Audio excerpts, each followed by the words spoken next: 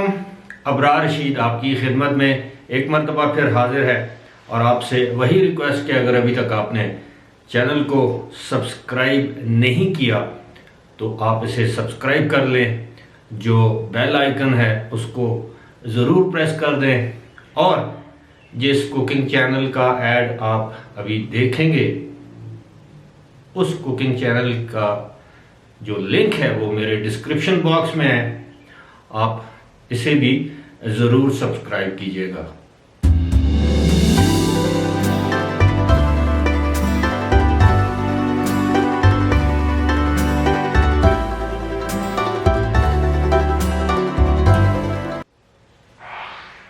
ये खबर तो मेरे पास एक बहुत ही, मैं समझता हूँ कि आलमी सतह की अहमियत की हामिल खबर है और ख़बर वो मैं आपके साथ शेयर करूँगा कि कोरोना वायरस के ख़ात्मे की खुशखबरी सुनाई गई है और ये खुशखबरी किसी और ने नहीं, आलमी अदारा सेहत के जो सरबराह हैं उन्होंने सुनाई है और जाहिर है वो एक ज़िम्मेदार शख्सियत हैं। पूरी दुनिया में जो सेहत के मामलात हैं अक़वाम मुत्तहिदा के ज़ेरे इंतज़ाम उनको वो देखते हैं, तो उनकी खबर को झुटलाया तो जा नहीं सकता।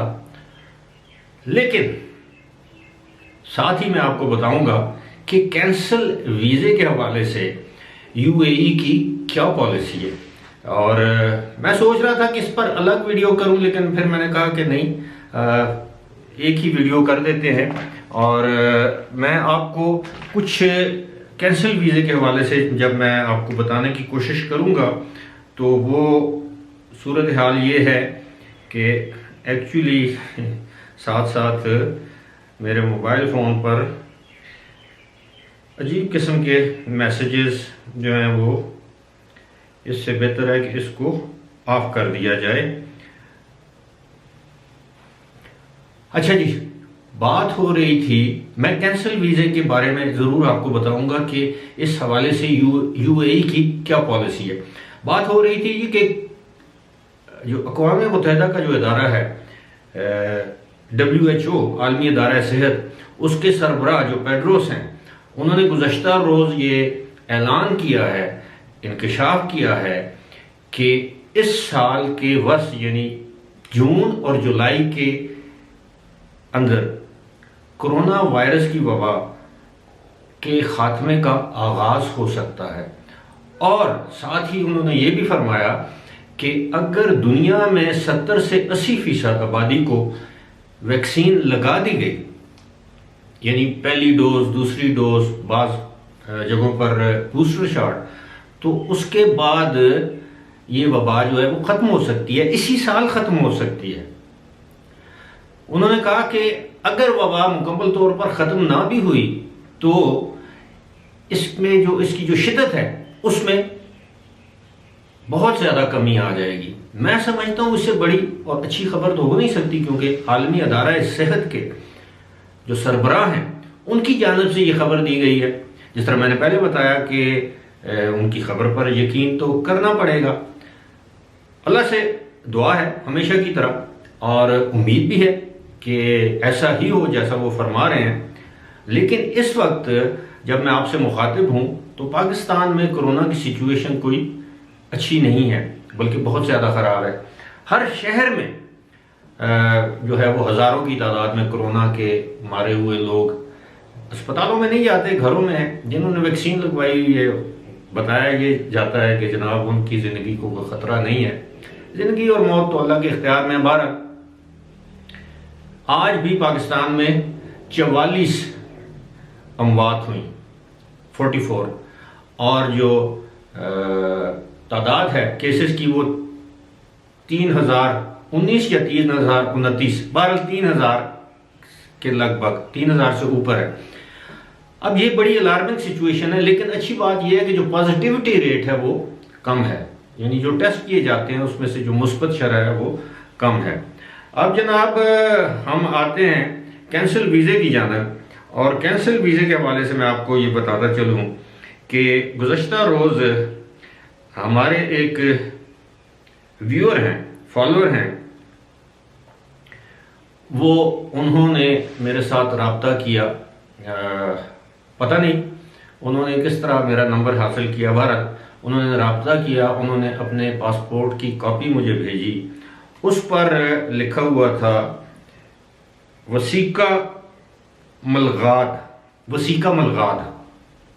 अब मैं अरबी जानता नहीं और मैंने बड़ी कोशिश की। बिलाखिर आज सुबह मैंने दुबई में मौजूद अपने एक दोस्त से रब्ता किया, उनसे पूछने की कोशिश की कि जनाब ये क्या चीज़ होती है। तो उन्होंने बताया कि जी इसका मतलब होता है वीज़ा कैंसल्ड। मेरी नज़र से आज दिन तक जितने भी पासपोर्ट गुजरे हैं कैंसिल वाले वीज़े के, उनके ऊपर अंग्रेजी में कैंसल्ड की मोहर लगी होती थी। ये जो जिन साहब की मैं बात कर रहा हूँ, मैं जानबूझ के उनका नाम नहीं ले रहा, यकीनन वो मेरी वीडियो देख रहे होंगे। उन्होंने मुझे वॉइस नोट्स वगैरह भेजे हैं, तो वो बरखुरदार ने ये फरमाया है कि उनको अबू धाबी में CID वाले उठाकर ले गए। वो वहाँ पर सिक्योरिटी की जॉब करते थे, ये साहब जिनकी मैं बात कर रहा हूँ, और उनको उठाकर ले गए। और मुमकिन है उनके नाम की वजह से या कोई और वजह हो, खैर नाम में क्या रखा है, नाम तो कोई भी हो सकता है, लेकिन उनको उठाकर ले गए।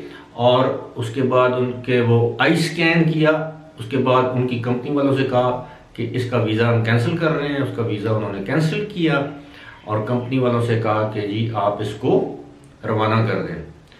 वो नौजवान जो है वो वहाँ से उसको उस बकौल उसके 8, 10 या 12 दिन के बाद उसको वहाँ से डिपोर्ट नहीं किया गया, वहाँ से रवाना कर दिया गया, एयरपोर्ट उसको छोड़ दिया गया। उसका वीज़ा तो कैंसिल हो चुका था। कंपनी ने ज़ाहिर उसको टिकट दिया होगा, मुझे नहीं मालूम टिकट उसका अपना था या कंपनी का था। बाहर वो शख्स जो है, ये नौजवान, वो अबू धाबी एयरपोर्ट पे गया। वहाँ उसको पुलिस वालों ने रोक लिया, जो शुरते होते हैं। उन्होंने कहा कि जनाब तुम जा रहे हो, तुम्हारे डॉक्यूमेंट्स किधर हैं? उसने कहा जी मेरे पास तो कोई डॉक्यूमेंट्स नहीं है, मेरा तो वीज़ा कैंसिल किया और मुझे कहा कि जाओ और मैं जा रहा हूँ, मुझे वजह भी नहीं बताई। तो ये सूरत हाल है।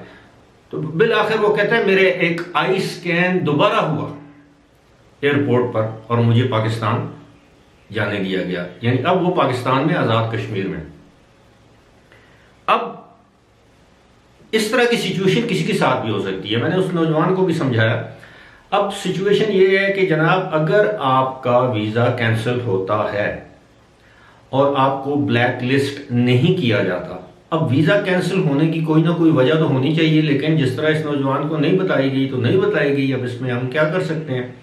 उनकी हुकूमत है, उनकी पुलिस है, CID है, कोई उनके पास रिपोर्ट होगी, सच्ची झूठी जो भी है। अगर किसी का वीज़ा कैंसिल होता है और वो पाकिस्तान या अपने मुल्क चला जाता है, इंडिया चला जाता है, उनके लिए ये है कि आप दोबारा वीज़े के लिए अप्लाई कर सकते हैं। और अगर आपको दोबारा वीज़ा मिल गया, इसका मतलब ये होगा कि आपका वीज़ा जो कैंसिल हुआ है पहला, उसके बावजूद आप वहां पर ब्लैक लिस्ट में नहीं हैं।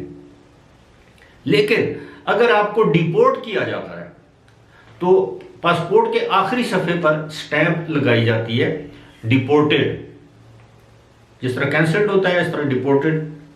और उसके बाद फिर आपको, जब तक आपकी ज़िंदगी है, आप उस नाम से, उस शनाख्त से UAE नहीं जा सकते। और आजकल तो नाम बदल भी लें, शनाख्त बदल भी लें, तो इतने वो जो आई स्कैन है, फेस स्कैन है, बाकी जो बायोमेट्रिक्स हैं, तो आपके लिए वहाँ जाना मुमकिन नहीं। इसी तरह अगर आपको डिपोर्ट नहीं किया गया, आपका वीज़ा कैंसिल हो चुका है और आपको ब्लैक लिस्ट में डाल दिया गया है, तब ब्लैक लिस्ट भी मुख्तलिफ किस्म की है। 1 साल के लिए आपको ब्लैक लिस्ट किया जा सकता है, 2 साल के लिए किया जा सकता है, 5 साल के लिए किया जा सकता है, और ताहयात यानी सारी उम्र के लिए आपको ब्लैक लिस्ट किया जा सकता है। तो ये सारी सिचुएशन इस तरह है। अब मैं ज़्यादा तफसील के साथ आपको समझा नहीं सकता, जो मोटी मोटी बातें थी वो मैंने आपको समझा दी है कि अगर आपका वीज़ा कैंसिल हुआ है और आपको दोबारा वीज़ा मिलता है, इसका मतलब है आप ब्लैक लिस्ट नहीं है, तो आप दोबारा जा सकते हैं, बशर्ते कि आप वहाँ की किसी कानूनी एजेंसी को मतलूब ना हो, अगर होंगे तो वो कंप्यूटर बता देगा, सिस्टम में आप बात आ जाएगी, तो आपका वीज़ा ही जारी नहीं होगा, क्योंकि वहाँ पर ज़्यादातर अब इस तरह के जो वर्क वीज़े हैं वो CID या उनके जो मुकामी इंटेलिजेंस के इदारे हैं उनकी पेशगी मंजूरी के बगैर वो वीज़े जारी ही नहीं होते। फिलहाल इसी के साथ मुझे दीजिए इजाज़त। खुदा हाफिज़।